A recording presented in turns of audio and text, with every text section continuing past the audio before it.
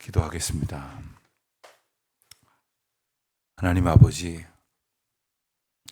하나님의 은혜 가운데에 또 하루를 맞고 이 새 아침의 첫 시간을 주님 앞에 나와 이렇듯 찬송하며 기도하는 가운데에 시작할 수 있도록 인도하여 주심을 감사드립니다.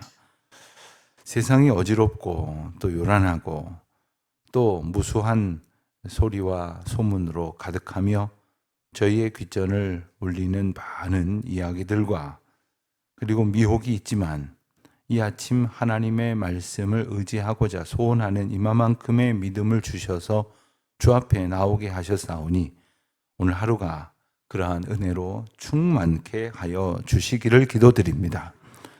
거짓과 속임수로 일관하는 세상의 방법이 가득한 이 세상 속에서 저희들을 살아갈 것이겠습니다마는 하나님의 방식으로 살아가기를 주저하지 않도록 성령 하나님 저희를 붙들어 주시기를 기도드립니다.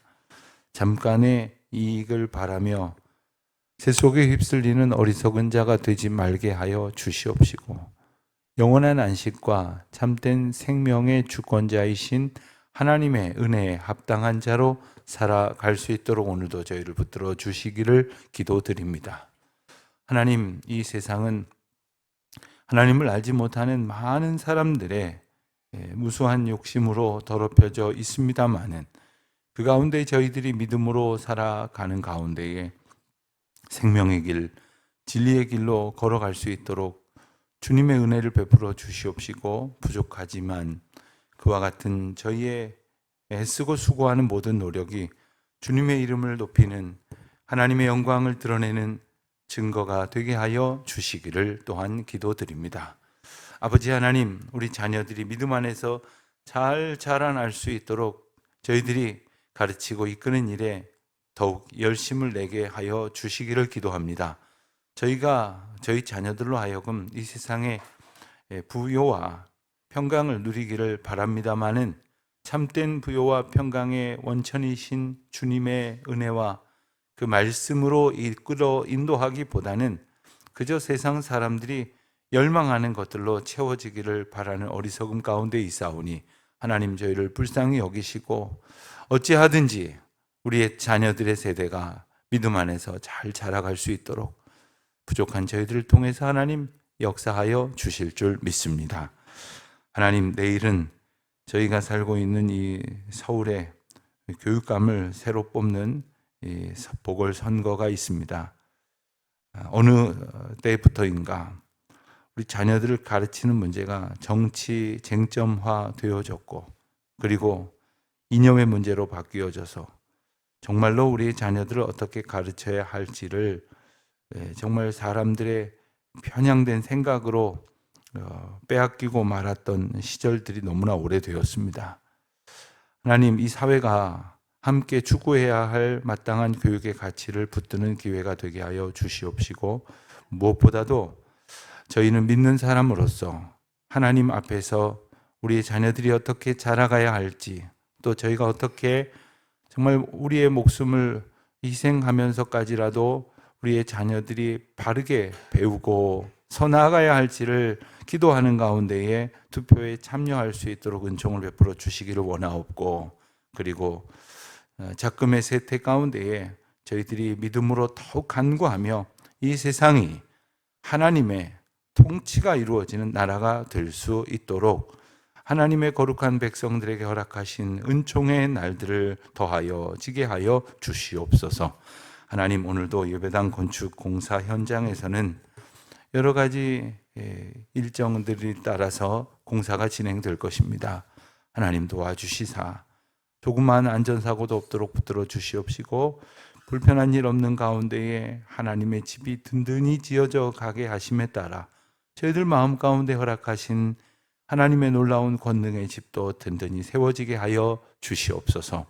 이 아침 다시 주의 약속의 말씀 앞으로 부르셨사오니 말씀으로 저희를 그득히 채워 주옵소서. 감사드리오며 예수님의 이름으로 기도드립니다. 아멘. 하나님 말씀 보겠습니다. 호세아 11장 12절부터 12장 14절까지 말씀 호세아 11장 12절부터 12장 14절까지 말씀 우리 함께 봉독하겠습니다. 에브라임은 거짓으로, 이스라엘 족속은 속임수로 나를 애워쌌고, 하나님 곧 신실하시고, 에브라임은 바람을 먹으며 동풍을 따라가서 종일토록 거짓과 보악을 더하여 아수르와 계약을 맺고 기름을 애굽에 보내도다. 여호와께서 유다와 논쟁하시고 야곱은 그 행실대로 벌하시며 그의 행위대로 그에게 보응하시리니, 야곱은 모태에서 그의 형의 뒤꿈치를 잡았고 또 힘으로는 하나님과 겨루되 천사와 겨루어 이루고 울며 그에게 간구하였으며, 하나님은 베델에서 그를 만나셨고 거기에서 우리에게 말씀하셨나니, 여호와는 만군의 하나님이시라. 여호와는 그를 기억하는 이의 이름이니라. 그런즉 너희 하나님께로 돌아와서 인애와 정의를 지키며 항상 너희 하나님을 바랄지니라. 그는 상인이라. 손에 거짓 저울을 가지고 속이기를 좋아하는도다. 에브라임이 말하기를 나는 실로 부자라. 내가 재물을 얻었는데 내가 수고한 모든 것 중에서 죄라 할 만한 불의를 에게서 찾아낼 자 없으리라 하거니와, 내가 애굽 땅에 있을 때부터 나는 내 하나님 여호와니라. 내가 너로 장막에 거주하게 하기를 명절날에 하던 것 같게 하리라. 내가 여러 선지자에게 말하였고 이상을 많이 보였으며 선지자들을 통하여 비유를 베푸느니라. 길르앗은 불의한 것이냐? 과연 그러하다. 그들은 거짓되도다. 길갈에서는 무리가 수송아지로 제사를 드리며 그 제단은 밭이랑 사이에 있는 무더기 같도다.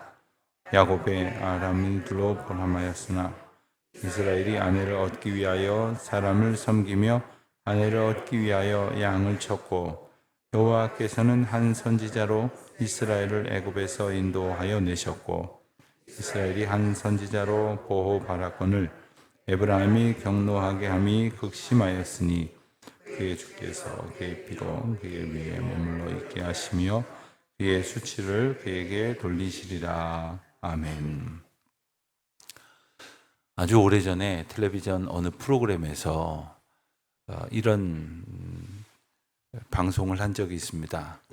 저울을 가지고 식당에 가서 음식을 시켜서 그 음식에 표시된 그 양을 정확하게 주었는지를 이렇게 몰래 가서 이렇게 확인해 보는 그런 일입니다. 놀랍게도 열 몇 군데 기억이 나는데, 열 몇 군데의 음식점 중에서 정량을 지킨 음식점은 단 2곳에 불과했다 하는 이야기입니다. 요즘 같으면은 뭐 명예훼손으로 뭐 고소하겠다 이래가지고 다 이제 그 모자이크 처리를 할 텐데, 그때는 다 보여줬어요. 그러니까 알만한 사람들은 저 집은 속이는 집, 저 집은 정직한 집, 이렇게 알려지게 되었던 거죠. 어떻게 됐겠습니까? 그 방송을 본 사람들, 그리고 그 이야기를 전해 들은 사람들은 정직한 집으로 이제 계속해서 갔지만 그렇지 않다고 알려진 집은 그날부터 발길이 뚝 끊어져 버리고 말았습니다. 당연한 이치겠죠. 거짓으로 소비자를, 그리고 손님을 속이는 사람을 어떻게 믿을 수가 있겠냐 하는 거죠.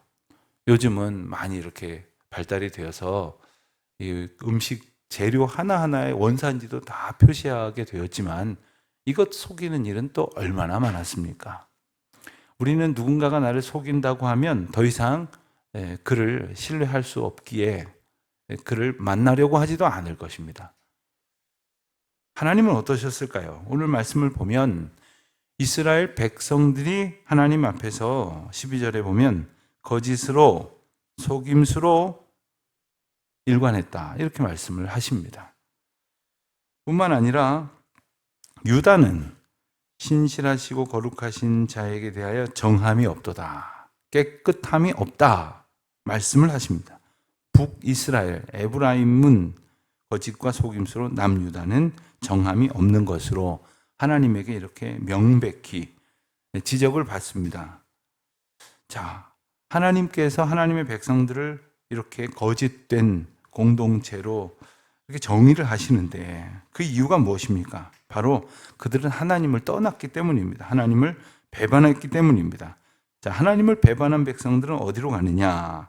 1절에 보니까, 이 12장 1절에 보니까 바람을 먹으며 동풍을 따라가서 종일토록 거짓과 포악을 더하였다. 아수르와 계약을 맺고 기름을 애굽에 보냈다. 아수르와 계약을 맺었다는 이야기는 훗날 아수르에게 이제 나라가 빼앗기고 모든 백성들이 끌려갔던 일을 이야기합니다. 기름을 애굽에 보냈다는 이야기는 무엇입니까? 어려움에 처하는 것 같으니까 애굽에게 도움을 청하려고 가지고 있는 것 중에 가장 귀한 것을 갖다 바치면서 우리를 구원해 달라라고 했던 이스라엘 행동을 일컫습니다. 우리가 어려운 일에 처하면 뭔가 기댈 곳을 찾습니다. 의지할 곳을 찾습니다. 그래서 어디다가 기름을 보내면서 이게 내가 가지고 있는 것 중에 가장 귀한 것이니 이것을 받아 나로 하여금 도울 이유를 갖게 하라, 이렇게 요구를 하죠. 그런데 정작 도우시는 하나님을 의지하지 않는 이스라엘 백성들의 모습을 다시 말씀을 하시는 겁니다. 여러분, 오늘 기도하는 가운데 제일 먼저 이렇게 드는 그런 생각이, 걱정거리가 혹시 있으십니까? 그러면서 정말 하나님을 더 의지하고 하나님을 더 붙드는 그 믿음의 지경으로 이렇게 들어서게 되시는지, 아니면 기도하는 모양은 가지고 있지만 계속해서 궁리를 하기를, 이따가 누구한테 이 부탁을 어떻게 해볼까, 아니면 누구를 의지할까, 어디를 찾아가 볼까, 무슨 방법을 써야 할까, 이렇게 궁리하고 계십니까? 자, 이스라엘 백성들의 모습을 보면 2절에 여호와께서 유다와 논쟁하시고 야곱을 그 행실대로 벌하셨다고 했습니다. 그의 행위대로 그에게 보응하신다고 했습니다. 하나님의 심판은 사실 지금까지 없었던 것이 아닙니다. 그리고 하나님께서 백성들에게 그 죄에 대해서 말씀하시는 일이 없었던 것은 아니지 않습니까? 그럼에도 불구하고 그들은 자기들의 방식대로 살기를 고집했습니다. 언제부터 그랬을까요? 3절에 보니까 야곱은 모태에서 그의 형의 발 뒤꿈치를 잡았다. 힘으로 하나님과 겨루었다. 또 천사와도 겨루었다. 그러면서 하나님께 울며 간구했다. 야곱은 한마디로 말하면요, 뭔가 자기의 것을 이루기 위하여 굉장히 집요하게 고집을 피웠던 사람입니다. 정말 살다 보면 그 야곱 같은 사람이 있어요. 정말 자기가 마음먹은 거 어떻게든 이루려고 아주 집요하게, 아주 물고 막 놓지 않으려고 하는 그런 모습을 갖습니다. 문제는 뭐냐면 그 욕망을 이루어가는 방식이 하나님 앞에서도 자기 방식을 고집하는 거예요. 그러니까 발 뒤꿈치를 잡았다는 게 뭡니까? 자기 힘을 의지했다는 거죠. 또 하나님과 겨루고 천사와 겨루었다는 얘기는 뭡니까? 하나님하고 천사하고도 겨루어서라도 자기 뜻을 관철시키겠다는 거예요. 그러니까 자기 앞에 지금 모든 것 가운데 가장 귀한 것으로 나를 인도하시는 하나님이 계심에도 불구하고 하나님과 아주 겨루어서 자기 뜻을 고집하고 있으니, 여러분이 하나님이라면 어떻게 하시겠어요? 여러분이 하나님이라면 가만 둘 일입니까? 그런데 하나님께서는 그것을 오히려 바꾸셔서 하나님을 향한 진정한 열의로 붙드시는 것을 볼 수가 있습니다. 하나님 앞에서 야곱이 그랬듯이 우리의 모습 또한 마찬가지일 것입니다. 우리가 하나님 앞에 나름대로, 제가 하나님 앞에 열심으로 기도하지 않습니까? 또 열심으로 하나님의 뜻을 이루기 위하여 헌신하고 수고하지 않습니까?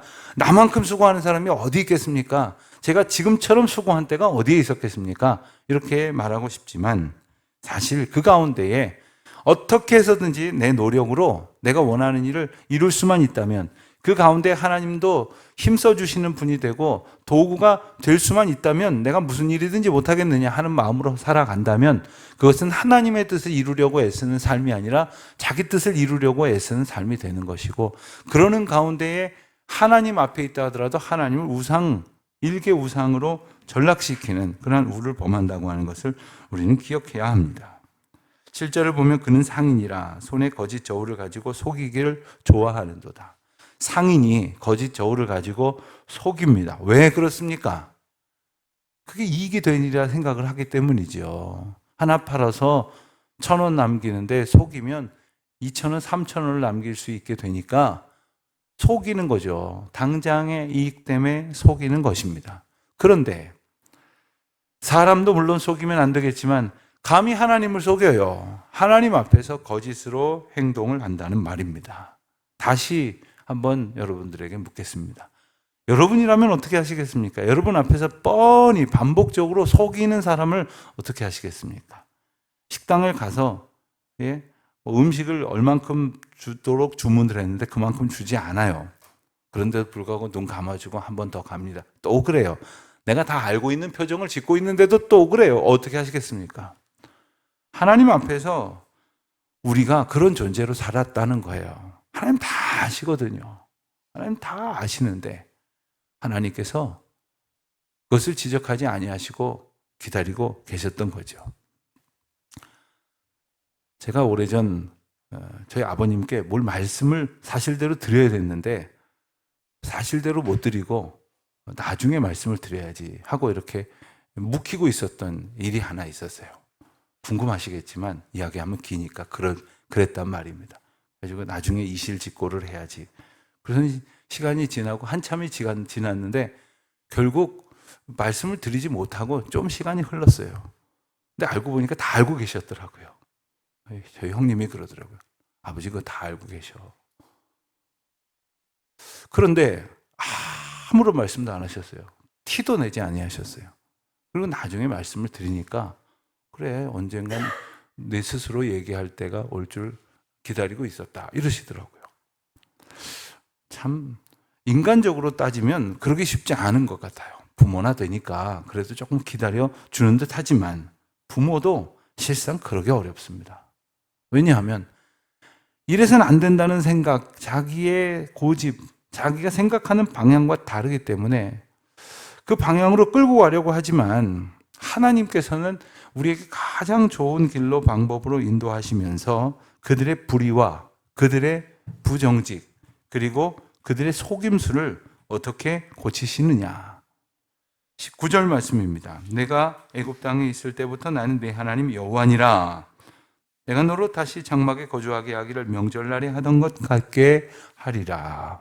비록 이스라엘 백성들이 옛적부터 이러한 거짓과 속임수로 살았을지라도 내가 너를 회복시켜 주리라. 내가 너와 함께 하리라. 이 약속을 이미도 주셨고 지금 다시 확증시켜 주신다는 거예요. 11절에 보면 그들의 죄악을 다시 한번 상기하십니다. 길르앗에서 길갈에서 하나님께서 베풀어 주신 놀라운 은혜에도 불구하고 그들은 하나님을 속였어요. 그리고 불순종했습니다. 그리고 그 은혜의 땅에서 하나님께 감사의 고백을 다시 드리기보다는 또 더한 죄로 인하여 하나님을 마음 아프게 했던 거죠. 하나님께서는 어떻게 구체적으로 회복의 약속을 이루실 것을 말씀하시냐 하면 13절에 보니까 여호와께서는 한 선지자로 이스라엘을 애굽에서 인도하여 내셨고 이스라엘이 한 선지자로 보호받았거늘. 그런데 놀라운 것은 오늘 본문에 보면 이 말이 과거 완료형처럼 보이지만 이 원어 가운데 담겨져 있는 뜻은 일종의 우리말에는 없는 표현인데 미완료, 그러니까 일이 되어져 가는 진행형하고는 또 다른 문제입니다. 하나님의 약속이 분명히 이루어졌는데 다 이루어지는 일이 다 끝난 건 아니라는 뜻이 포함이 되어 있어요. 그러니까 하나님께서 한 선지자를 통하여 인도하여 내셨던 일이 있었죠. 누굽니까? 모세였죠. 모세를 통해서 하나님께서는 이스라엘 백성들을 인도하여 내셨습니다. 그런데 그 일이, 그 구원의 은총이 종결된 것이 아니라 이제 또한 그 은혜를 베푸실 것이다라는 말씀이에요. 무엇입니까? 누구입니까? 예수 그리스도를 통해서 이스라엘 백성들을 구원하실 것이라는 약속을 다시금 주시는 거예요.